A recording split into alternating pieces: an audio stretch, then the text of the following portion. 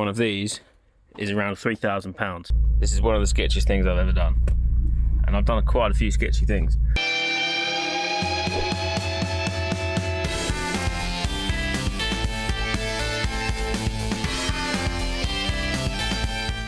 Hi guys, and welcome back to the channel. So this is going to be the second episode on my Porsche 944 that we picked up for 600 quid. Probably a little bit too much, I think, for what it is.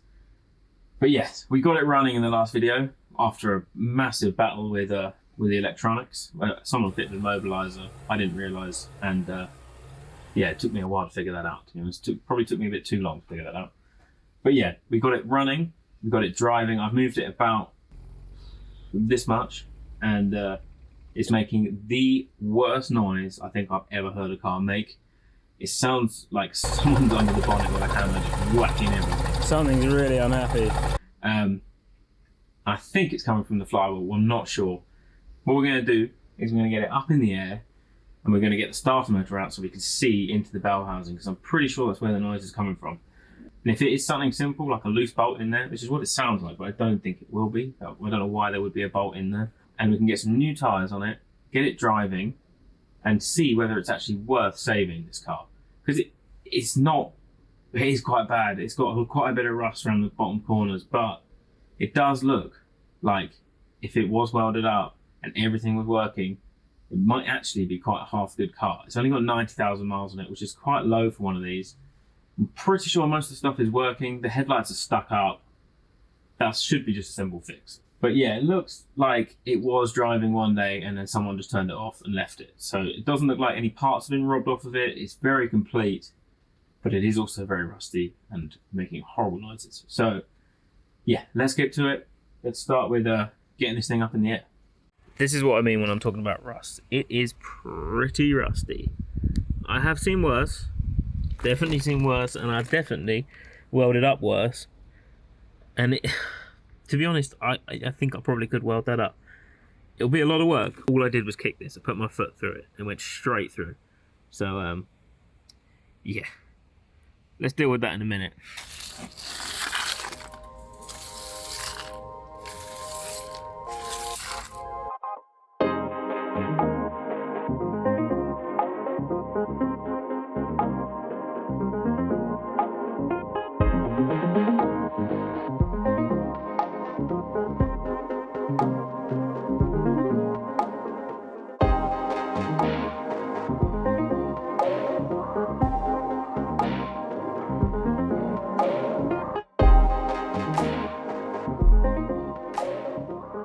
Car is up in the air. It looks pretty safe.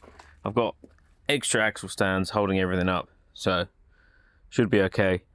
It's about as high as I can go with the lift. It goes a little bit further, but let's not push it. Let's just play it safe.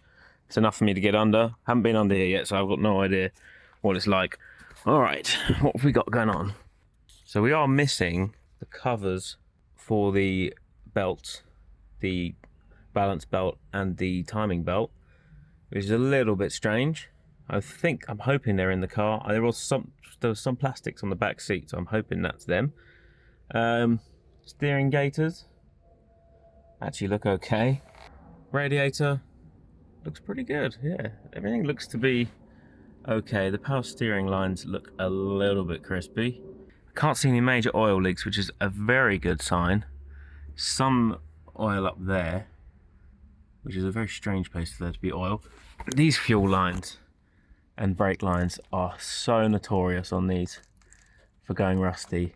Here is our starter motor, and I think what we're going to do to investigate behind the flywheel here is we are going to take the starter motor out, and then we should be able to see up in here.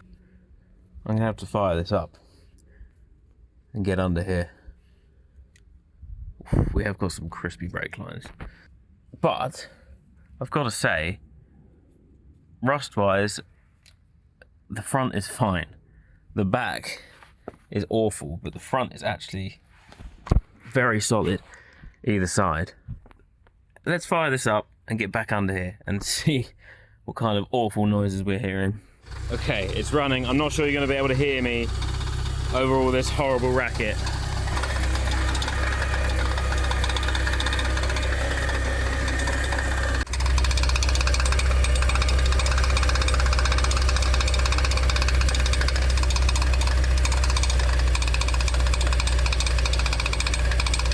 Right, I couldn't really see quite what was going on in there, and as I did it, a massive spider just came down from up here somewhere and landed right in my mouth.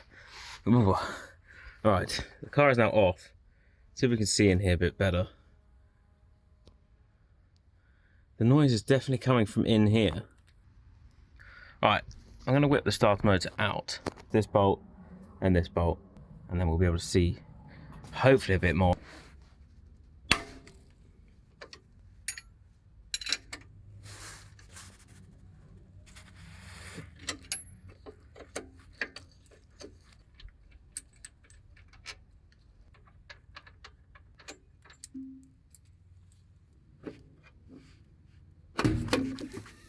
Okay, this is really hard to see, but if you look, I'll shine this light in here.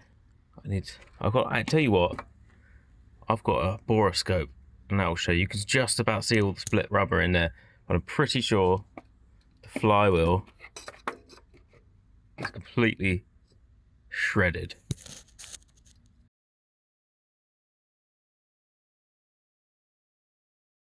Okay, so after looking at the footage of the clutch, you guys can see what I mean about the rubber damper being completely ripped apart. Unfortunately, with these cars, they don't make those dampers. Well, they do make them. They do make them, and they're very, very expensive. They're about £2,000 to £3,000 just for that rubber disc. So, in theory, this car's a complete write-off, especially with the rust and everything. But it's not really what we do on this channel. I always try and give things a bit of a fair chance to come back to life. So there is a little way around it. There's a little sneaky sort of way around it. It's not gluing it back together or anything. It is still legit. So you take that rubber disc out. I'll see if I can get a picture of it. You take the disc out and you replace it with a manual clutch. But you don't put the clutch fork in or the clutch arm. So the clutch is always engaged. And so you get the dampening from the inside of the clutch instead of from the rubber disc. It's a lot cheaper. You need a manual flywheel, a clutch, and a clutch pressure plate. I have found all three things on eBay for £50. So, okay, so to remove the clutch, we've got to start at the back end of the car here. First thing we need to remove is the exhaust. The whole system needs to come off from the manifold. The manifold can stay on, but the attachment to that needs to come off. Whole unit needs to come out. Not sure how well these old bolts are going to come out. After that's off, the whole gearbox needs to come out. Gearbox is here on the back end. Has two drive shafts coming off of it. They need to come out. And then we can remove all the linkage and should just pop straight out. It looks very heavy, the automatic one, compared to the manual one. I have done this before, don't worry. And then, I'll show you. Once you've got the gearbox out and the exhaust off, you then need to get this tube, this metal tube out. It's called a torque tube. That needs to come out. Then you can remove the bell housing onto the back of the engine. And to remove this, there's a few bolts. They're really hard to get to, most of them. And there's two sensors, a crank sensor and another sensor in the top that don't usually like to come out. And once you've done that, you've basically got access to it. And then you've got to repeat the whole process and put it all back. And looking at our exhaust, I'm not too hopeful that it's going to be going back on the car.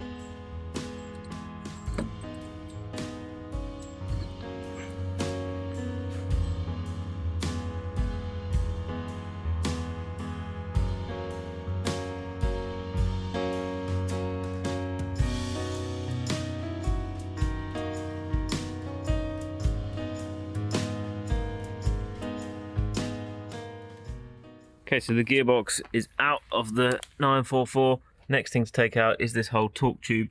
Don't need to take it the whole way out, we just need to undo it at the front. And hopefully slide it back a bit so we can get the bell housing off. But yeah, that was a real pig to get off of that. I don't know why I left that bar on there. I left the mounting bar on there, but came off all right. They're so much heavier than the manual boxes. They're really, really heavy. Also, I know this isn't impressive to anyone, but I thought it was quite impressive. Just all these bolts I've been taking out. I know I'm usually working on stuff that's so rusty, but everything that's been in there I haven't snapped a single bolt yet, and they've all come out and they look really, really clean. Just quite surprised at that because I'm normally working on things that are rusty as hell. Well, this is, but anyway, let's get to it.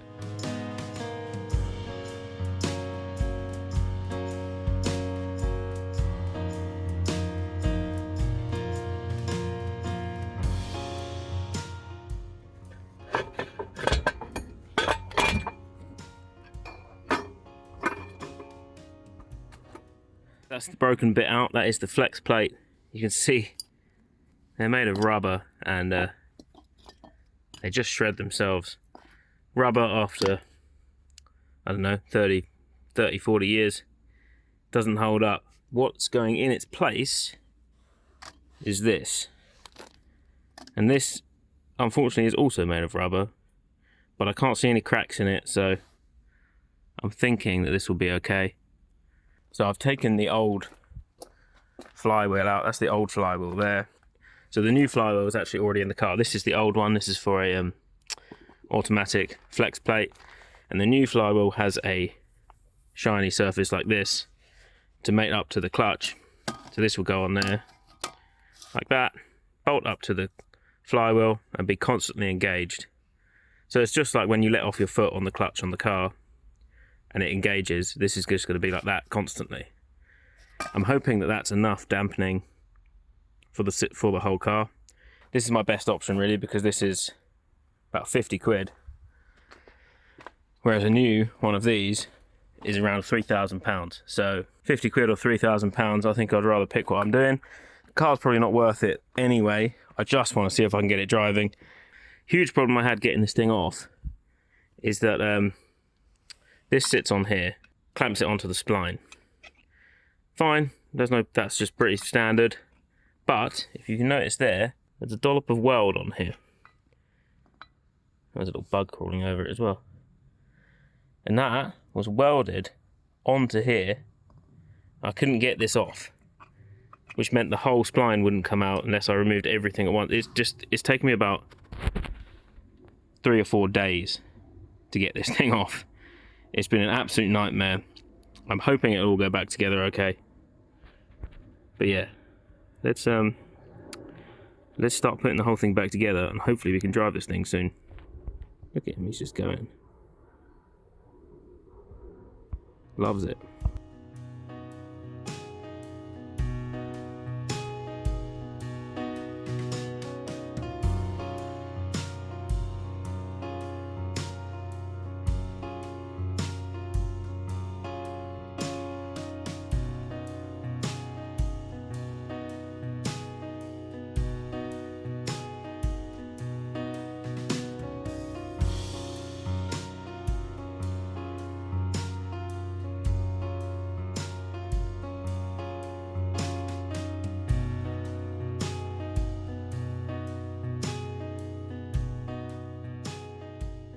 Okay, this is sort of back together. It's sort of loosely back together so I can test it. I am not sure this is going to work. Nothing went together as smoothly as I thought it was going to do. But here we go, this is the moment of truth.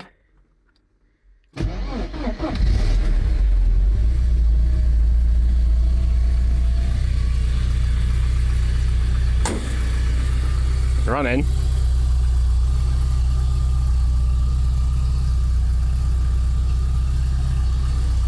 Is there any weird noises?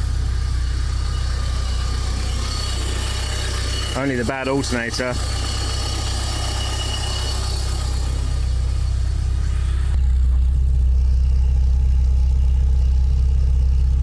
Seems to be okay.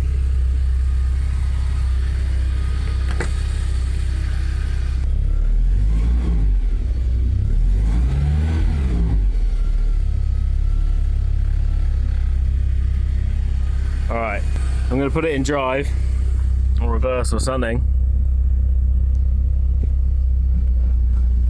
That's reverse. It's doing something. That should be neutral. That should be drive. That one's not spinning, but this one is.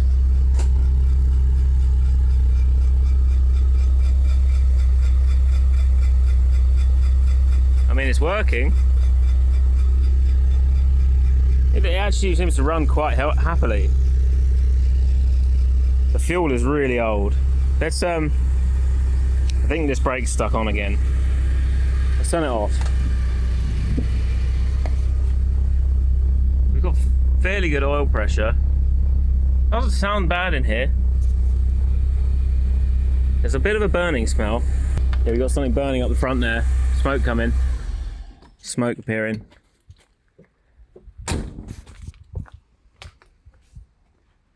Where's that coming from? I think that's coming off the exhaust. I've had the exhaust off and my oily hands have been all over it, so that'll probably be what that is.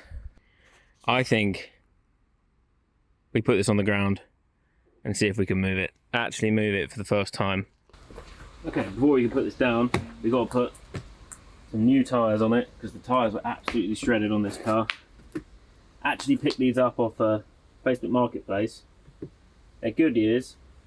The date is 2025, so they're pretty much like brand new. They must have been on the car for like, I don't know, a month. They feel really good.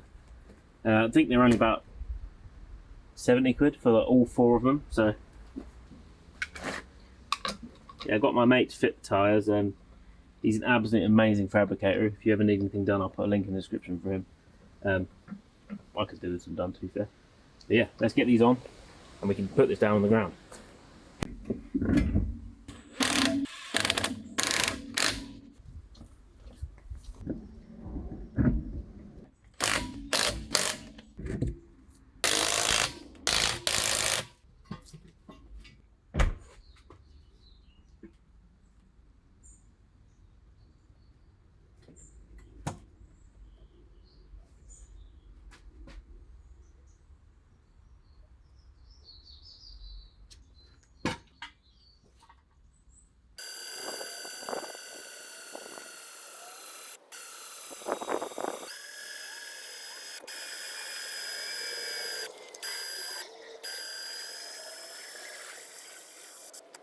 Okay, I'm extremely nervous of this test drive.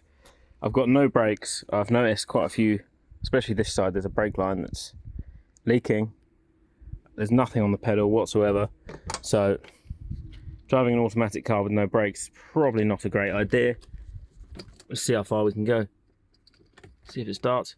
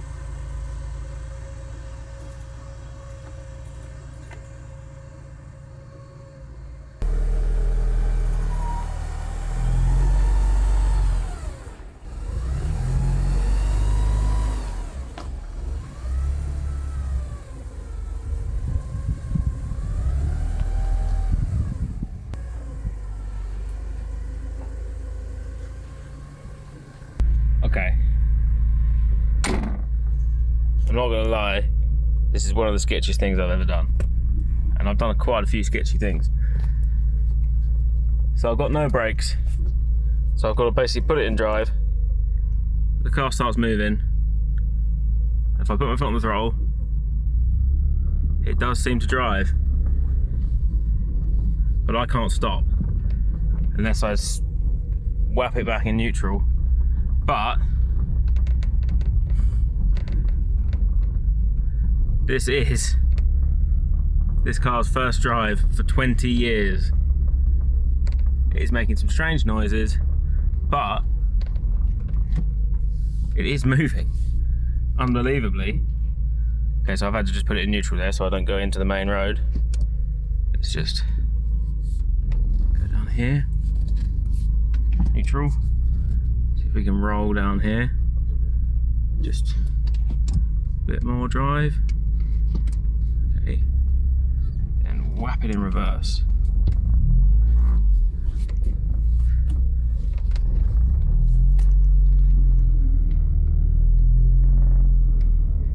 Then we're in reverse. Whap it in neutral. Now we're still again. I do want to kind of get you guys so you can see.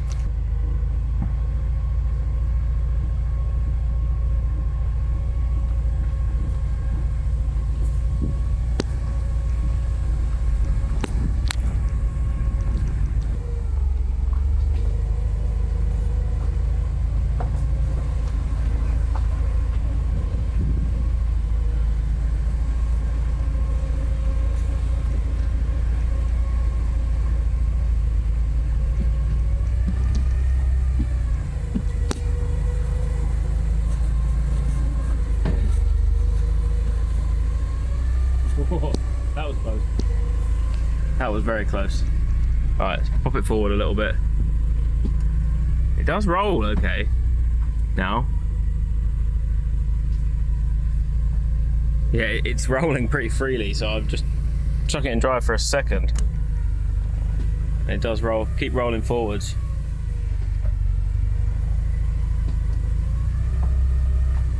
Alright, that'll do, I think. It stops there. Got no handbrake. Temperature's coming up.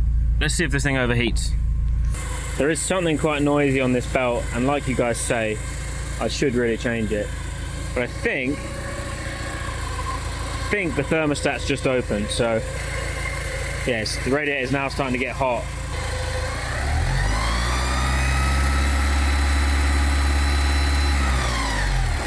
Right, that is a lot of air coming out of there now. Thermostat's open. Fan doesn't seem to be coming on. Yeah, it seems the temperature's going down, which doesn't really make any sense. Oh no, it's just popped up again. The temperature gauge is having a bit of a moment. Don't know what the actual reading is. Oh, yeah, it's shot up then. Oh, maybe it will sort itself out. Something's not happy with it. All right, so I'm going to call that pretty successful. Test drive was as good as a test drive can be with no brakes. There were a couple little moments where I almost crashed. I would not recommend doing that, but it moves and it doesn't make any really weird noises. The only couple noises were from the suspension and the brakes, and the brakes cleaning up because they're so rusty.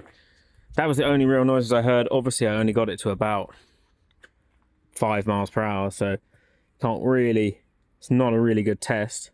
I think the next thing to do on this car is I'm going to try and clean the absolute hell out of it. It is so dirty, and I know it annoys you guys that I start working on my cars before I clean them. I just don't want to invest loads of time to clean. I know it's a good thing for you guys. You want to see it cleaned.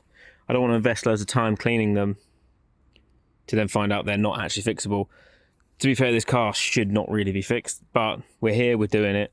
So yeah, let's get all of this grime off of it. It is so dirty. It's probably the worst car I think I've ever owned for dirt. The inside is just, I feel like I'm going to get some kind of disease from being inside this car. There are literally plants growing in the back of it. Dashboard's making a really strange noise. I've got to disconnect the battery every time I turn it off. But yeah, this had, what is all this?